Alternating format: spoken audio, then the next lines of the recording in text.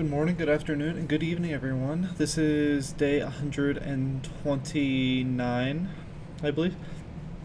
So, yeah, today was decent. I had one cleaning sale out of two calls, and I started making a couple wholesaling calls. It wasn't like the full cold calling. All the properties I reached out to didn't get a hold. I couldn't get a hold of them, and my A2P is still not set up for messaging, so I can't text them, which is ass because my A2P got denied for some reason, even though I'm doing what's needed for compliance. So we'll figure that out. And then when it comes to getting things done, I'm pretty much good. I am still trying to understand like the cash fix and flips because it just doesn't make full sense to me right now. Like, sure, I get like the you pay or get like 30% asking or 30% of after repair value minus repairs and then get 30% of that number. So say it's $100,000, it has or $100,000 on a after repair value. It then takes $20,000 or whatever to get to, I guess, that 100,000 in a sense. So you'd be at 80,000, so you need to get 30% of that 80,000, which I believe would be 124 or not 24,000 off. So you're bringing it down to 56,000 ish is where you'd be golden in a sense. But getting it to that price is just heavy lowballing, and it's hard to get to a property that's like that. But I guess that's the upside of this. Once you get a property like that, then you're able to wholesale it for a couple $1,000s, and then voila, you made a couple $1,000s just from calling a couple people or a couple realtors and whatnot. Or creative financing where it's I'm more explaining this so I'm understanding it, so it's not just sitting in my head. But creative finance, there's there's three different ways. So there's sub 2, this is assuming the loan. More seller finance, which is the seller is the financer instead of the bank. And then hybrid, so if the seller still has a mortgage payment and you're giving them money on top as a seller finance, so you're paying them directly based off of rents and everything like that. So when it comes to the mortgage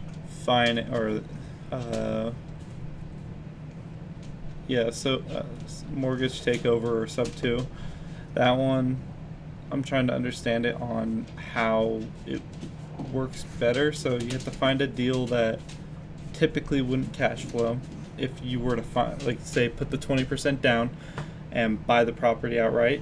Then you'd have to make sure that doesn't cash flow at all. And if it doesn't cash flow, then you're able to do like a checkmate pitch, I believe is what they call it.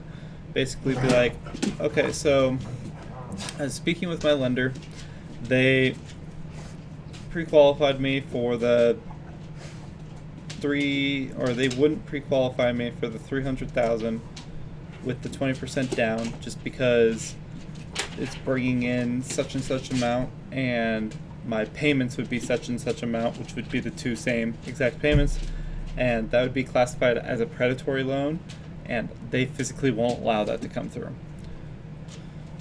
So what is the best solution in this situation for us? If you don't mind, I can actually offer a solution. So with your seller, what's their current like mortgage balance? Like, how much do they still owe? And then sometimes they'll let you know, and they'll be like, oh, perfect. What if we just take over the mortgage and then give you your buyer's commission or your commission, and then we'll give the owner $10,000 because they weren't going to make any money off this deal. They're just trying to get rid of the property. So we'll put $10,000 into your buyer's pocket.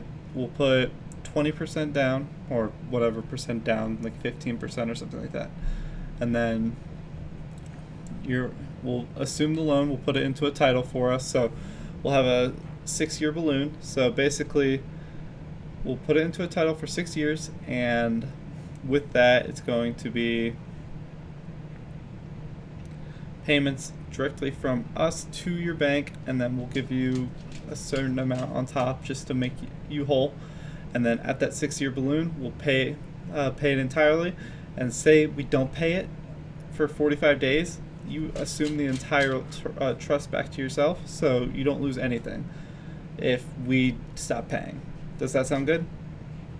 And then it's just more you have to explain it. It's kind of how the process works for that. And then seller finance, that's more just the seller is taking on payments, and then you have a set amount. So say it's $100,000 seller finance, you give them 20% down or 15% down, whatever you want. So 15,000, and then you're gonna be paying them, I don't know, like $300-400 a month for a 6-year balloon, and then afterwards you'll refinance, or you wouldn't be the one that refinances, but whoever your buyer would be refinances the property and pays the entire balloon, and then they're full in 6 years. That's kind of the premise behind the 3 methods, but I'm just trying to understand how I'm going to relay this. That's why I'm trying to relay it to this, so then I'm able to just have it going. So yeah, it's just more role playing, understanding it, and doing it. You guys have a great rest of your day. Hope you guys enjoyed that, but Marcus out.